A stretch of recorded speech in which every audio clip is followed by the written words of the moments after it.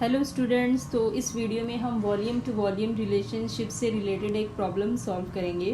Basically volume to volume relationship हम तब use करते हैं रिएक्शंस में जब हमारे पास किसी एक सब्सटेंस का वॉल्यूम गिवन हो और हमें दूसरे सब्सटेंस का वॉल्यूम कैलकुलेट करने का पूछा जाए। तो इस तरह की जो प्रॉब्लम्स होती हैं उनमें हम volume to volume relationship use करते हैं। यहाँ पर जो हमें प्रॉब्लम दी गई है इसमें कहा गया है calculate the volume of ammonia produced from 11.2 dm cube of nitrogen eight standard temperature and pressure. यानी कि यहाँ पर हमसे पूछा गया है कि कितना वॉल्यूम अमोनिया का प्रोड्यूस होगा अगर हमारे पास नाइट्रोजन का वॉल्यूम 11.2 dm क्यूब है, और ये हमें केमिकल इक्वेशन दी गई है। सबसे पहले हम ये देखेंगे कि हमारे पास यहाँ पर कितने मोल्स हैं। तो नाइट्रोजन का हमारे पास यहाँ पर 1 मोल है। बेसिकली अगर हमारे पास किसी भी सब्सटेंस के पास कुछ नहीं लिखा हुआ होता तो हम उसे 1 ही कंसीडर करते हैं।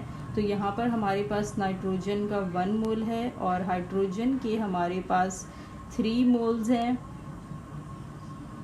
और अमोनिया के हमारे पास 2 मोल्स प्रोड्यूस हो रहे हैं रिएक्शन में।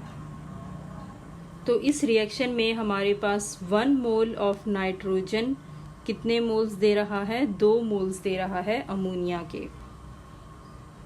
अब ये बात भी नोट कर लें कि हमारे पास जितनी भी बैलेंस्ड इक्वेशंस होती हैं उनमें हमारे पास नंबर ऑफ मोल्स वॉल्यूम के बराबर होते हैं। यानी जितने हमारे पास नंबर ऑफ मोल्स होंगे वॉल्यूम भी हमारे पास उतना ही होगा। यहाँ पर हमारे पास 1 मोल है नाइट्रोजन का, तो हमारे पास वॉल्यूम भी नाइट्रोजन का क्या होगा? 1 dm क्यूब। और अमोनिया के हमारे पास 2 मोल्स हैं तो इसके लिए हम 2 dm क्यूब लिख देंगे। तो इसका मतलब कि इस रिएक्शन में हमारे पास 1 dm क्यूब नाइट्रोजन का कितने dm क्यूब दे रहा है अमोनिया के? 2 dm क्यूब दे रहा है अमोनिया के। लेकिन क्वेश्चन में हमसे पूछा गया है कि 11.2 dm क्यूब नाइट्रोजन का कितना वॉल्यूम देगा अमोनिया का।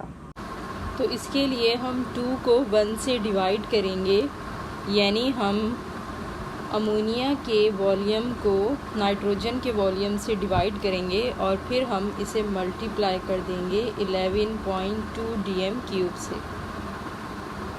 तो वॉल्यूम हमारे पास आ जाएगा 22.4 dm क्यूब अमोनिया का। तो इससे हमें ये पता चल रहा है कि अगर 1 dm क्यूब नाइट्रोजन का हमें 2 dm क्यूब दे रहा है अमोनिया के, तो 11.2 dm क्यूब के लिए हम क्या करेंगे? हम 2 को 1 से डिवाइड कर देंगे और फिर मल्टीप्लाई कर देंगे 11.2 dm क्यूब से। तो इस तरह से हमारे पास वॉल्यूम आ जाएगा अमोनिया का, और वॉल्यूम हमारे पास अमोनिया का कितना आया है? 22.4 dm क्यूब। सो इस रिएक्शन में 11.2 dm cube nitrogen 22.4 dm cube ammonia का प्रोड्यूस कर रहा है। तो ये था आज का हमारा लेक्चर। आई होप कि आप लोगों को ये समझ में आया होगा, एंड थैंक्स फॉर वॉचिंग।